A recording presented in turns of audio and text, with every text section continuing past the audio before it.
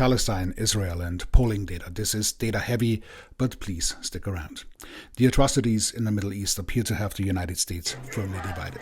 There seem to be many who support Palestine's independence, while equally many Americans, and especially the United States government, are firmly committed to standing with Israel.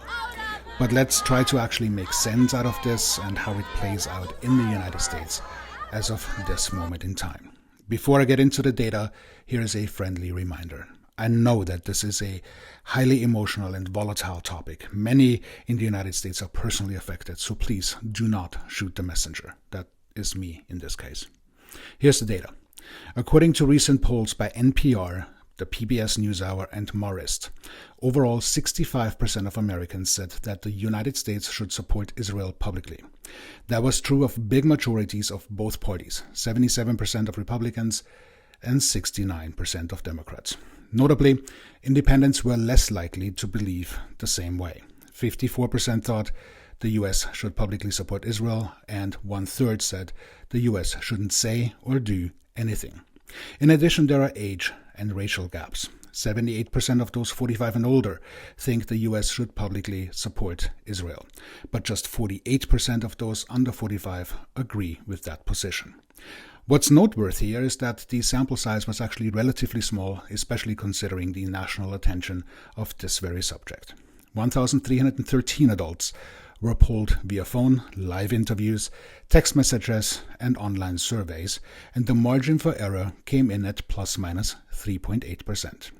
But let's finish the dataset. 48% of Gen Z and millennials said that the U.S. should publicly voice support for Israel, as compared to 63% of Gen X, 83% of baby boomers, and 86% of the silent generation who are pro-Israel.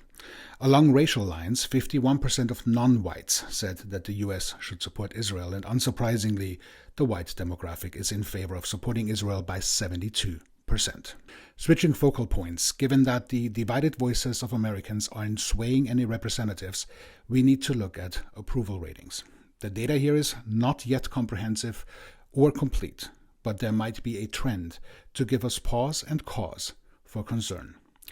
Given the data, the public support for Israel, with an overall 65% in favor of Israel, should indicate that Biden is on the right track in voicing his pro-Israel position. Except that is not the case.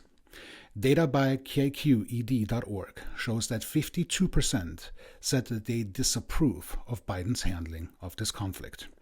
And in overall approval ratings, Gallup provides data showing that Biden's job approval ratings among Democrats has gone down from 86% to 75%. That is an 11% drop, which is the worst reading of his presidency from his own party. This drop has pushed his overall approval rating down by 4 points to 37 points, matching his personal low. At the same time, Biden's approval among independents has also declined by 4 points to 35%, while Republican approval ratings remain unchanged at just 5%. And here's why this matters. In average approval rating scores based on the 11th quarter averages, Trump presently outscores Biden. Granted, the difference is only 0.7%. However, if that plays out on a national scale, that is quite significant and could be indicative of a very close battle in 2024. To get a better sense of what may unfold in 2024, here's a look at the polling data from Emerson College. For reference, 538.com has analyzed the efficacy of 256 Emerson College polls and found them to be 78% accurate, which actually gave them an A- rating. With that, let's run the visualization of the poll. What's important here is that the Emerson poll was conducted on October 8th, one day after the start of the war in the Middle East. So the impacts of the Biden loss in approval ratings have not yet adequately been factored into this poll, which should give us great pause for concern. Based on this user-generated visualization, we are heading toward Trump-induced fascism, heavily supported and ushered in by the Freedom Caucus, which now counts Speaker of the House Mike Johnson as member, as well as the entire GOP who fell in line, and all of them were proponents of Project 2025.